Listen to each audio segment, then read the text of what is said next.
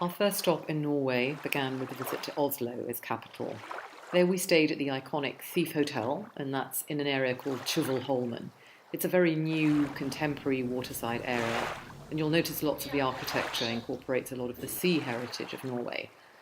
For example, the tops of buildings are shaped like prows of ships. There's plenty to do in Oslo. We really liked our trip to the Vigeland Sculpture Park, and we also think that a visit to Holmenkollen, which is a ski jump, is a must. Go and see the Viking Museum as well and learn a lot more about how much the Vikings managed to achieve just with those longboats. We continued our trip within Norway to a place called Aurland 292. We actually took two trains and we ended up at Flum. So Aurland 292 is just a 10-minute drive away from Flum. And it's a very modern, homely Riverside Lodge run by a family who's had the lodge in their family for generations, actually. It's run by Tuna, so expect to do things like long country walks, even some hikes.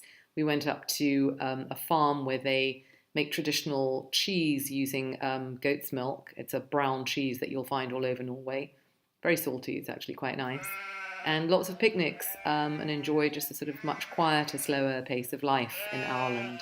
We actually took a boat from Aurland 292, just from one of the quays. I think it was Aurland Quay. Probably took near 4 hours or so, 3.5 to 4 hours. And then we ended up in Bergen. That's also a coastal city. And that was the last stop that we made. Lots again to do in Bergen. It's very famous for a group of 12 houses that have been kept very, very well called the Brygge.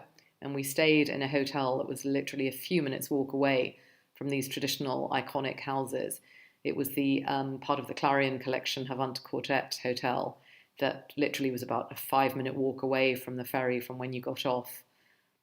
Do go and explore the funicular of Bergen. It's the Floen, and you can go up quite high on the cable car and take a look at the amazing views that you get from there. Food is nice in Bergen. Again, it's quite expensive, but there are some nice coffee shops and places for dinner. Go and look at the blog at doindubai.com to see which sort of places that we recommend. From the top of our hotel, we actually could see it's like a mini Floen, really. Again, you get some sort of very, very good views from the city. We also loved visiting one of the museums. It's called Code. Again, it's a maximum 10, 12-minute walk from the hotel. And they have a special Edvard Munch exhibition. You've probably heard of the painting The Scream. And we actually loved that exhibition. And I think at least during the summer, they have free 20-minute tours that really tell you quite a bit about Edvard Munch and his sort of evolution as a painter. So we really enjoyed that. Also, there's some sort of bits of Bergen that aren't really on the tourist track. We really like the botanical gardens that's part of the university gardens of Bergen. You sort of go through the shops and head toward the Red Church up some steps. So again, picnics are a very good idea. Just take a few bits and pieces with you, and you can always sort of stop and buy a coffee or something like that.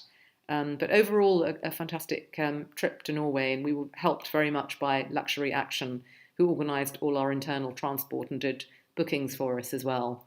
But do read the blog at doindubai.com for a much more detailed account of our trip to Norway.